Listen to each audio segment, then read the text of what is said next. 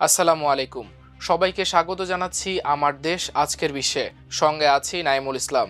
শুরুতেই জানিয়ে দেব সংবাদ শিরোনাম।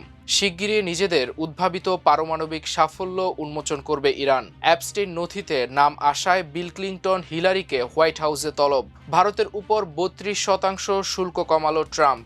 আলোচনার শুরুর আগেই ইরানকে ট্রাম্পের হুমকি। অস্ত্র সমর্পণের জন্য ২ মাসের আলটিমেটাম পাচ্ছে হামাস, দাবি ইসরায়েলের অর্থমন্ত্রীর। জামিন পেলেন ইরানের মৃত্যুদণ্ডপ্রাপ্ত যুবক ইরফান।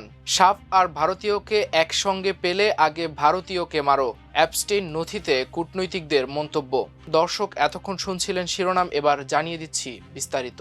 ইসলামী বিপ্লব বিজয়ের বার্ষিকী হিসেবে পালিত ১০ ফজর উপলক্ষে আগামী কয়েকদিনের মধ্যেই ২০টিরও বেশি নতুন পারমাণবিক সাফল্য উন্মোচনের ঘোষণা দিয়েছে ইরান। দেশটির পরমাণু শক্তি সংস্থার প্রধান ও ভাইস প্রেসিডেন্ট মোহাম্মদ ইসলামি এ তথ্য নিশ্চিত করেছেন। মঙ্গলবার ইরানি সংবাদ সংস্থা মেহের নিউজ এক প্রতিবেদনে এ তথ্য জানিয়েছে। এক সাক্ষাৎকারে মোহাম্মদ ইসলামি বলেন, নতুন এসব পারমাণবিক অর্জনের মধ্যে চিকিৎসা ও স্বাস্থ্যসেবা, পরিবেশ সংরক্ষণ এবং শিল্প খাতে পারমাণবিক প্রযুক্তির ব্যবহারের অন্তর্ভুক্ত রয়েছে। তিনি বলেন, এগুলো সবই বিজ্ঞানের ক্ষেত্রভিত্তিক উদ্ভাবন যা ইরানের জনগণের জীবনমান উন্নয়নের কাজে লাগানো হবে।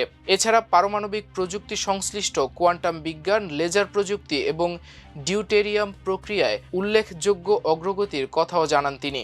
এসব প্রযুক্তিকে ভবিষ্যৎমুখী উদ্ভাবন হিসেবে উল্লেখ করে ইসলামি বলেন, এর মাধ্যমে বৈজ্ঞানিক গবেষণায় ইরান অগ্রণী অবস্থানে রয়েছেন।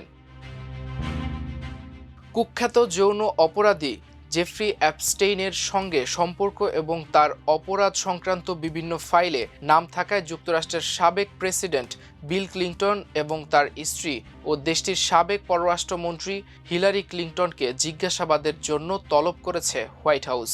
বিল ক্লিনটনের মুখপাত্র অ্যাঞ্জেল ওরেনা গতকাল সোমবার সামাজিক যোগাযোগ মাধ্যম এক্সে পোস্ট করা এক বার্তায় নিশ্চিত করেছেন এ তথ্য।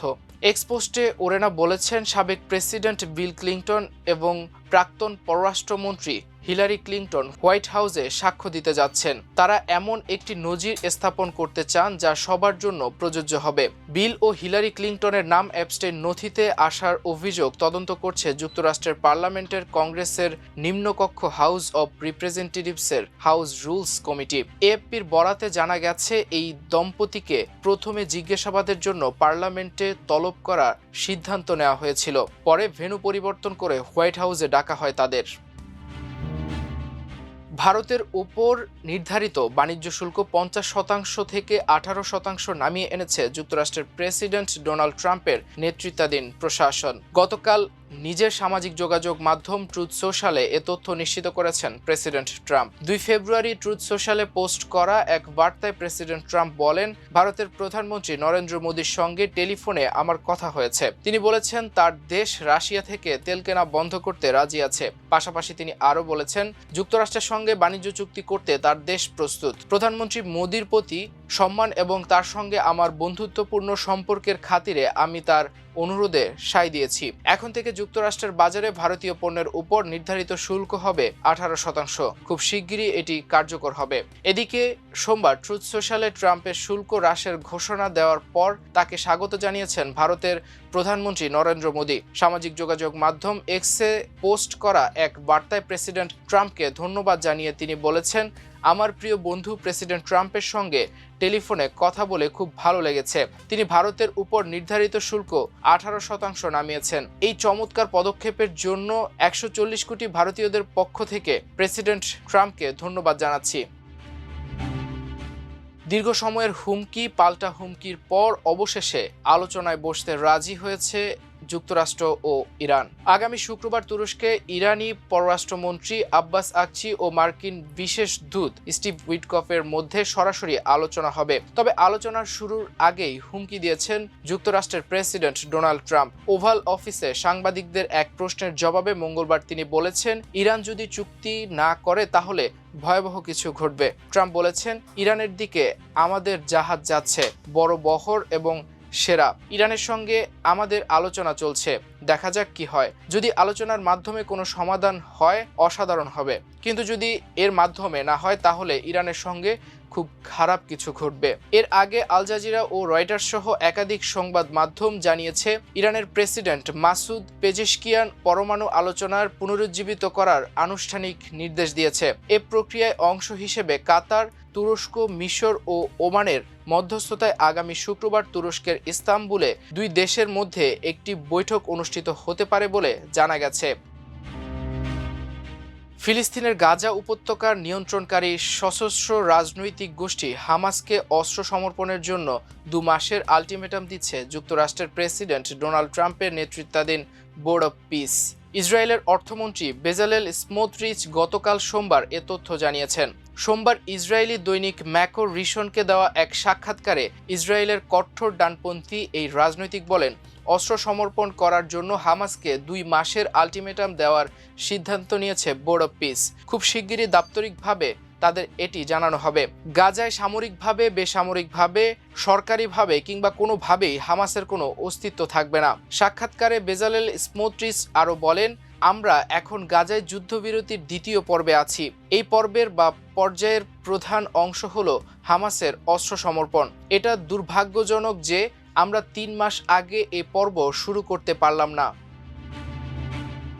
ইরানের সরকার বিরোধী বিক্ষোভে অংশ নেওয়া অভিযোগে গ্রেপ্তার হয়েছিলেন ইরফান সুলতানি। মৃত্যুদণ্ডের মুখে থেকে বিশ্বজুড়ে আলোচনায় আসা এই তরুণকে জামিনে মুক্তি দেওয়া হয়েছে।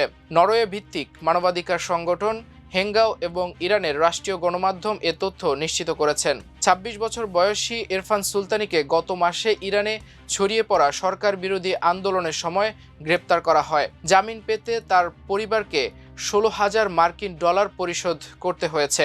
ইরফানের আইনজীবী আমির মুসাখানি এ তথ্য নিশ্চিত করেছেন। হেঙ্গাও এক বিবৃতিতে জানায়, শনিবার সুলতানিকে মুক্তি দেওয়া হয়েছে। তার আইনজীবী এএফপিকে জানান, সুলতানির মুক্তির জন্য $2 বিলিয়ন তুমান জামিন দেওয়া হয়েছে, যা প্রায় $16,000 সমপরিমাণ। মুক্তির সময় তার ব্যক্তিগত সব জিনিসপত্র এমনকি মোবাইল ফোনও তাকে ফিরিয়ে দেওয়া হয়। যুক্তরাষ্ট্রের কুখ্যাত যৌন অপরাধী জেফ্রি অ্যাপস্টেইন সংক্রান্ত নথিতে বিশ্বজুড়ে প্রভাবশালী বহু ব্যক্তির নাম উঠে এসেছে। এসব নথিতে সাবেক ও বর্তমান বিশ্বনেতা, শিল্পপতি ও কূটনৈতিকদের যোগাযোগ, ইমেল ও ব্যক্তিগত মন্তব্যের তথ্য রয়েছে। নথিগুলোতে অন্তত 1,80,000 ছবি ও 2,000 ভিডিও থাকার কথা বলা হয়েছে। নথিতে ভারত নিয়েও বহু মন্তব্য করতে দেখা গেছে। অ্যাপস্টেইনের ঘনিষ্ঠ বন্ধু ও সাবেক জাতিসংঘের দূত নরওয়ের কূটনৈতিক টেরিয়ে রোড লার্সেন 2015 সালে অ্যাপস্টেইনকে পাঠানো এক ইমেলে প্রকাশ্য বর্ণবাদী মন্তব্য করেন।